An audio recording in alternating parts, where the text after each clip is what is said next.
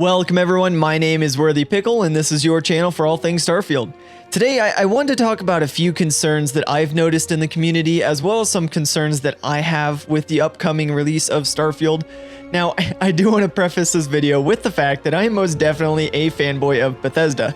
Skyrim is still my favorite game of all time. I have probably about 1,000 hours into that game at this point, and I think Starfield's going to be much bigger than that game ever was. However, there are a few things that I just can't look past, and I do want to talk about some of those concerns, and I'm curious what your guys' concerns are, what your thoughts are on the matter, if you think it's not going to be that big of a deal, or if there's kind of some deal breakers. Let me know in the comment section, but let's go ahead and get started. Now, before we jump into my personal concerns, I do want to talk about a couple concerns I've noticed in the community that to me personally just aren't that big of a deal. Starting off strong, I want to talk about the procedural generation in Starfield, or more specifically, just how much of this game won't be handcrafted. Now, we know that there's 1,000 planets in this game. As far as I know, that doesn't include moons. That's just going to be including planets, which is a ton. You know, when I have friends come up to me and they talk to me about Starfield and they're like talking about the size of the game or why it's such a big deal, I paint a picture by saying, pretend like you're in a game that covers all of Earth. And just imagine you land on Earth and you step your feet on the ground and you decide, hey, I want to run a full circle around Earth. In this game, you can do that. It may just take you hours and hours or days even to cross around the whole planet of Earth. And there's 1,000 of those. There is a lot. It is a massive game. So obviously the developers at Bethesda, they can't handcraft all of that. They create various algorithms that notice just how far away certain parts of the planet are away from the sun and how the planet rotates. And they decide different biomes, and based on those biomes, if it's inhabitable, and if it is, then they have certain animals and plants that would be able to live under those circumstances. So they have these very sophisticated algorithms for developing these planets. And that all sounds great, and it sounds like the technology is there. But in reality, when we have to step on that planet, how often are we going to get our foot snagged in a rock and we're going to shoot off into space? You know, we know Bethesda is a buggy game, and I think that's the only real concern with the 1,000 planets is when you join that procedural generation with how buggy Bethesda games normally are. When you put those two together, it creates a very valid concern. Me personally, I honestly don't think it's going to be as big of a deal as people are saying. 90% of the planets aren't meant to be high time involvement, mission-centric planets. You land there for resource collecting. As long as the outpost building system with those planets works out fine, I think we'll be totally fine to mostly ignore those 90% of the planets. But if they have the resources or they have a cool view, that's when you spend time on the planet. Otherwise, you stick to those 10% of planets that have the missions. When it comes down to it, most of us thought that the game would only have, I don't know, 5, 10, maybe 15 planets total when we first heard of the game. And Todd Howard even mentioned, he's like, it's not that hard to flip the switch and generate more planets. So, you know, we think of the team of Bethesda just sitting there and they're like, should we provide more to the community by flipping the switch? And I think the obvious answer was yes, let's give them a lot of planets. And there's a lot of reason for this. You know, it increases the likelihood of us getting a generated planet that's really pretty or really cool. And if we want to explore that, we can, but we don't have to. It's not essential. So we have those choices, and I think that's fantastic. The other point I want to make with this is with all of these planets already made, it doesn't require the modders to do all of that procedural generation on their own. They can already take over a procedurally generated planet that is much better made than they can make, and then they center their mod around that planet or that location. And so it just makes the modding community, makes it a lot more efficient, and it makes things a lot more possible. So to sum up my thoughts on procedural generation, I think it's a very valid concern. Out of all of the points that I'm going to talk about today that I'm claiming that I'm not too worried about, this is the one that I really understand the most.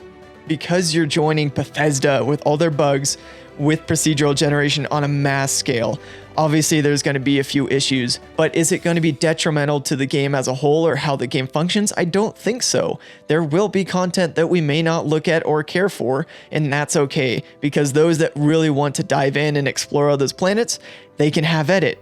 Bethesda's all about choice. And if you are super concerned about all this wasted time and all these wasted planets, who cares? Just ignore it. But before we move on to the next point, if you're enjoying this video so far and you want to see more Starfield content, be sure to leave a like and subscribe to the channel. If we can hit 400 likes on this video, I promise I will double my dose of Aurora and crank out another video before the end of this week. Now, I want to take just a moment to talk about the controversy around the various versions of Starfield and how a physical disc actually won't be included unless you get the standard edition.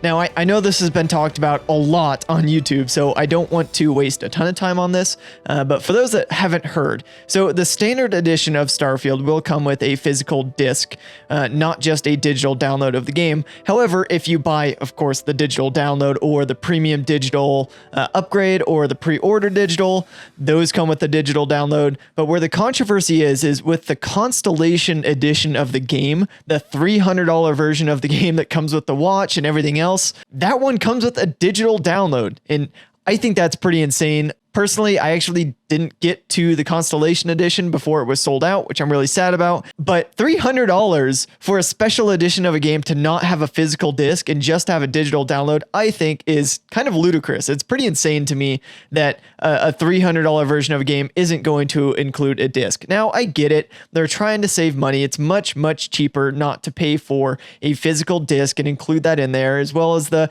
packaging and the little box, and you have the manual and everything. But for the most premium version, a special edition of a game, it really needs to have that in there. So I totally understand this concern. I'm pretty salty about it, even though I didn't personally buy the game. But I do understand that gaming as a whole is moving away from physical copies of the game. I imagine the next consoles aren't even going to have a disc tray. They're just going to be digital downloads. So I get it. They're moving away from it.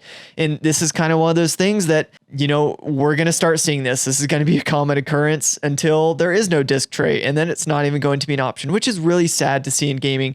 I am a big supporter of having a physical copy of the game. I have bought one game in probably 8 years as a digital download at full price. Everything else I buy used on like Facebook Marketplace because I pay 80% less money. I get a physical disc, and when I'm done with it, I sell it for the exact same price I bought it for. And I like doing that. Now, at Starfield, I don't imagine I'll sell it. So that's why personally, I don't really care. I got the digital download of this. It's one of the first times I've paid full price for a game. Well, technically, I got Game Pass, and then I'm going to be upgrading the edition, so I'm kind of cheating the system. But my point being, I like having a physical disc. I am with you guys that enjoy having a physical disc and kind of think it's ludicrous that the Constellation edition doesn't have it. But at the same time, I kind of do understand it. And unfortunately, that's where gaming is headed. So we kind of just have to deal with it at this point. Though I do think we should go down with our swords up. We got to fight this as long as we can before it's gone. Now, onto my thoughts about what I'd say is causing the biggest uproar in the Starfield community, and that's the 30 FPS cap on consoles. I have kind of mixed feelings on this because I, for one, am not a big fan of 30 FPS. I find that half the community says you can't really tell the difference between 30 and 60. It's not a big deal. Like, get over it. Like, deal with it. And then the other half is like, the world is ending. This is a huge deal. I can't deal with 30 FPS. I have to have 60 or above. And I find that I'm kind of in the middle.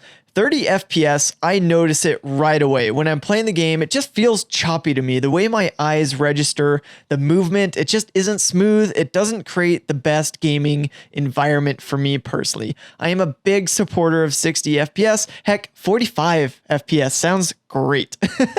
But we're stuck at 30 on consoles, and I'm actually going to be playing Starfield primarily on console until mods start coming out. I'm going to invest in a much better gaming PC, and that's what I'll be playing the mods and various playthroughs on. But right out the gate, I'm going to be playing on console. I'm going to be stuck at that 30 FPS. And I think it's kind of insane with the new console that came out and how much Bethesda and Xbox have been raving about how they have the most powerful console and it can reach all these limits that have never been possible before. And we're still playing what I'd consider the biggest game on Xbox for years, and it launches at 30 FPS. I think that's insane. It needs to be at 60. However, on the flip side, I would rather them have it at 30 FPS than taking out features of the game. I would rather deal with a few performance issues and having to readjust the way my brain registers movement on the screen.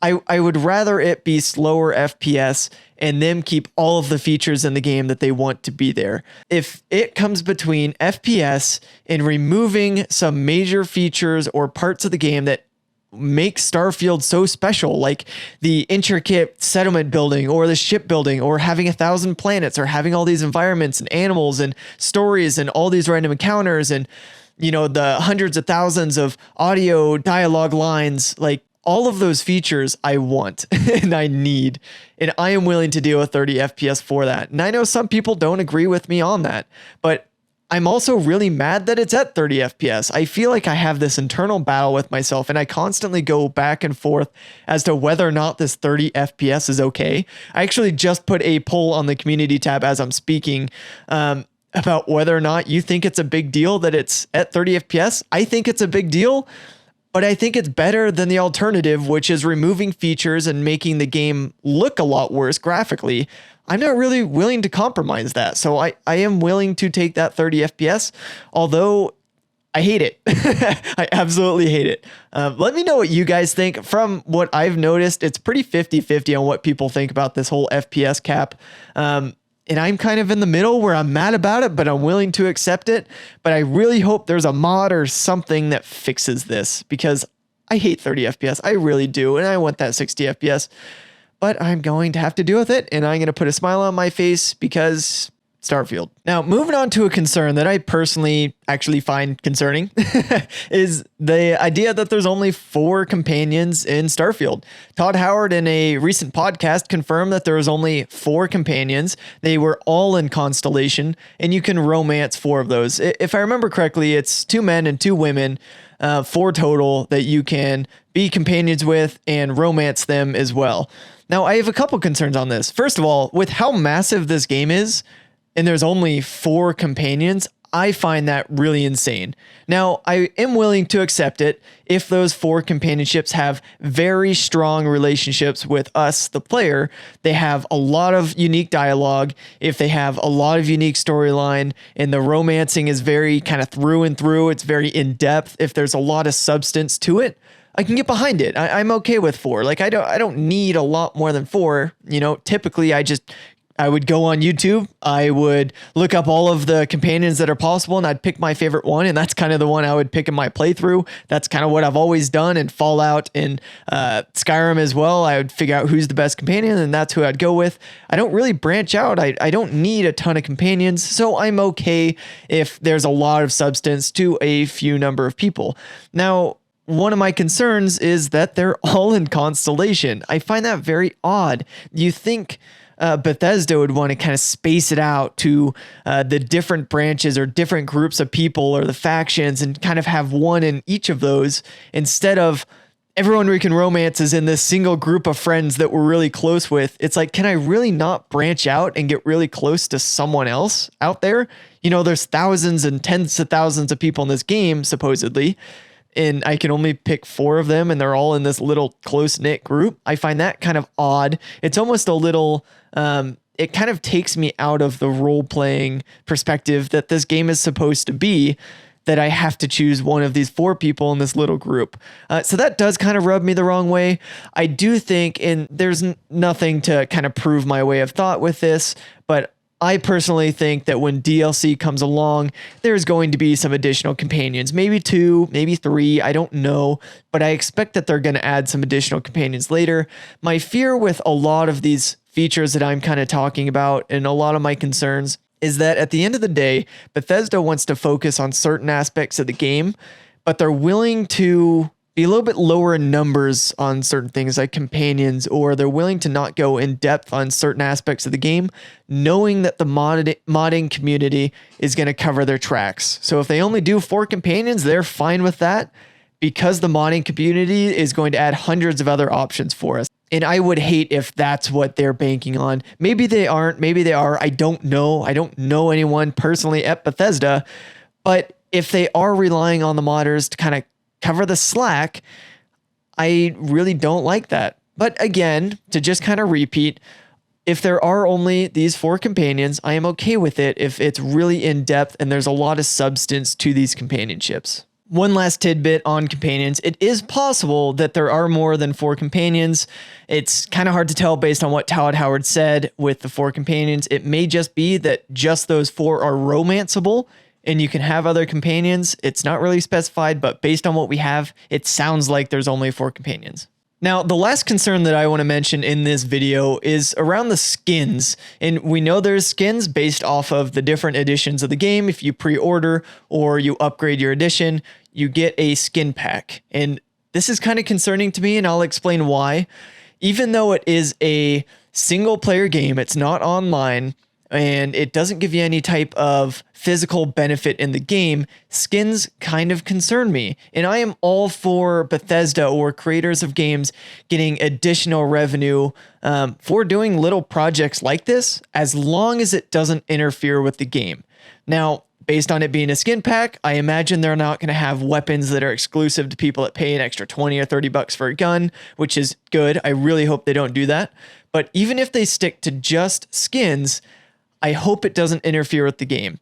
And it may do this if they have a large portion of their support team or developers dedicated to designing these skins instead of investing in the game itself or building more DLC. If they have all these people working on skins instead of the game, ultimately we get a worse product. The other concern I have with this is I find that when games have these stores that are for skins in their game, often the default skins that are given in the game kind of suck. You know, I really hope we don't have all these armor options and spacesuits and guns and skins that are free that are all just very basic and they're bare bones. And a lot of companies do this on purpose so that you sit there and you think like, oh man, like I got this really good gun, but it kind of looks stupid or it looks plain. I'm willing to pay $20 to put a cool skin on here. And that's fine as long as they're not purposefully making the stock skins bad. I want to be able to not spend a single dollar and be really happy with my weapon setup or the way my armory looks or how my armor on my body and my spacesuit looks. I hope that we get a premium product and really good looking, I don't want to call them skins, but really good looking guns and armor that are just basic in the game without having to pay for all these upgrades to look cool. It's a role-playing game, and I don't want the cool aspects of feeling like I am this awesome destroyer of worlds and I have to pay for that skin. I want that included in the $100 that I spend on this game. It's an expensive game, you know, or $70 for the standard edition of the game. I better be able to experience the role playing that I want to experience without paying an additional $20 for a skin. And that's my concern. I'm all for it if it's just something unique or something different and it's totally optional. But once it starts interfering with the content of the game or how I can roleplay within my game unless I pay for extra skins, that's when I really start to dislike it. And I really hope that's not the case with these skins. But that's all the concerns I wanted to mention in this video. As you can tell, I'm kind of back and forth about a lot of these concerns. Some I agree with, some I don't. But I'm really curious what you guys think down in the comments. It's a big goal of mine. Up until this point, I've read every single comment that you guys have put down there. I try to respond to as many as possible. But I am really curious to see what you guys think with these various concerns. If you have different concerns or if you think the ones I mentioned just aren't very valid, I'd really like to hear it in the comments. I'll read all of them. But until next time, stay worthy.